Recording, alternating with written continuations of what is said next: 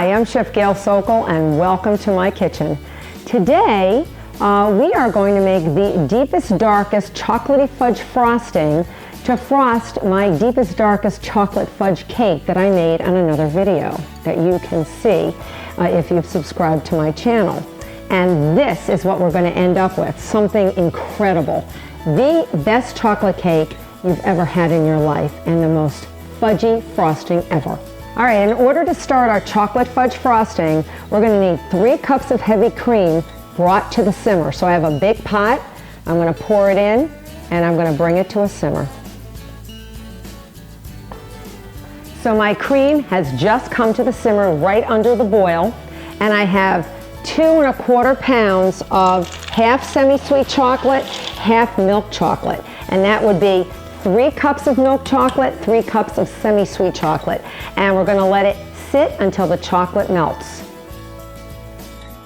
And it's still pretty thin, so I'd like to thicken it, and if you have the time, you can put it into the refrigerator and it will get a spreadable consistency, but I don't have the time, nor do I have the patience. I want to eat my cake.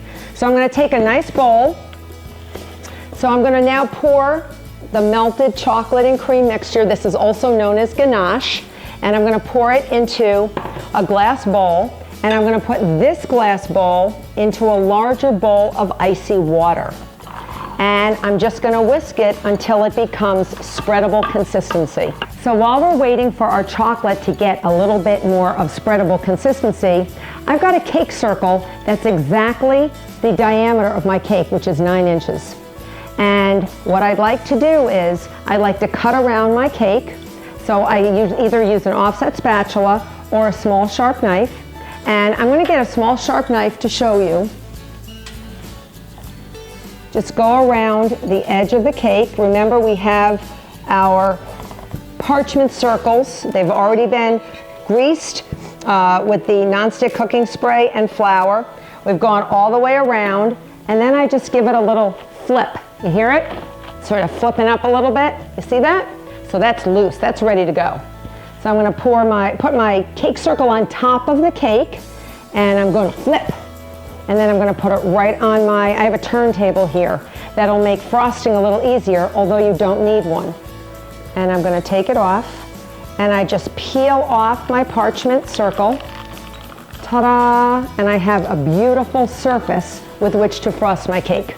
All right, so now our cake is ready to be frosted, but let's go back and see if our ganache is spreadable. I've taken our chocolate out of the ice water, our ganache, and you can see it's mounding on itself when it falls, and it's nice and thick and spreadable. So we have our cake layer.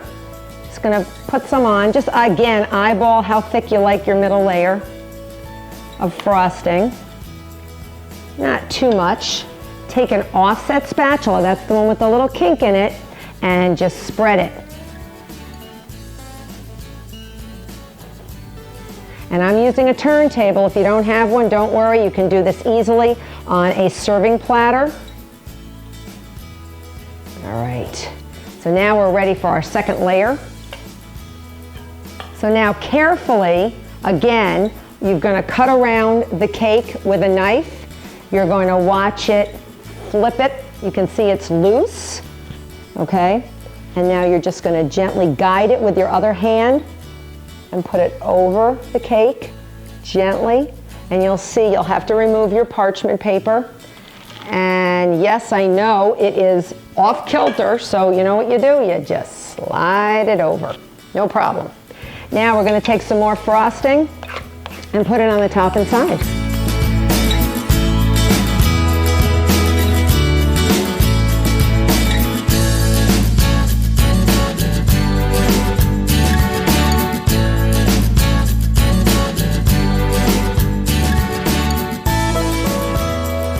Our cake is frosted beautifully, but now the piece de resistance, I like to put some ganache rosettes along the top.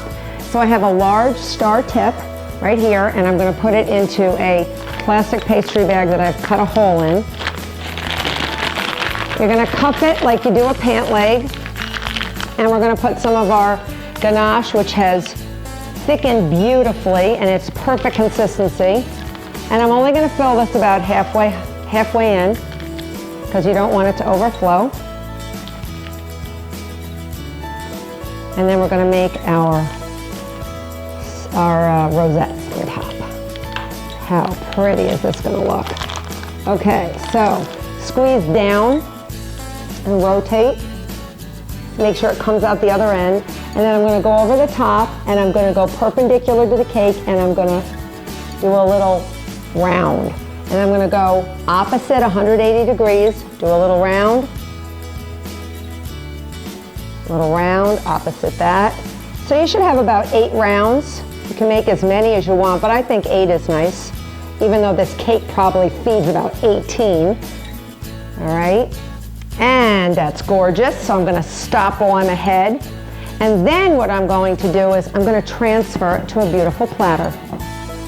So get another offset spatula and using your hand, remember it's on a cake circle, we're going to slide it, and very, very gently bring it on over. All right, I'm going to let go and just let it go. And look at this gorgeous thing. Look at this gorgeous creature. I just want to bite right into it now. All right, I couldn't wait for you. I'm so sorry, but I'm cutting into this cake. It looks so good. Oh, it's a heavy cake. Oh my gosh. All right, here we go. I'm cutting into this thing. Ah, it's very heavy. It's so chocolatey. All right, you ready to see what this looks like? I know, I can't wait. Okay. Oh yeah, baby. Look at that cake. All right, now this is just my piece, I want to know. I want you to know I'm not sharing this with anybody. Oh, isn't that absolutely to die for? This is spectacular.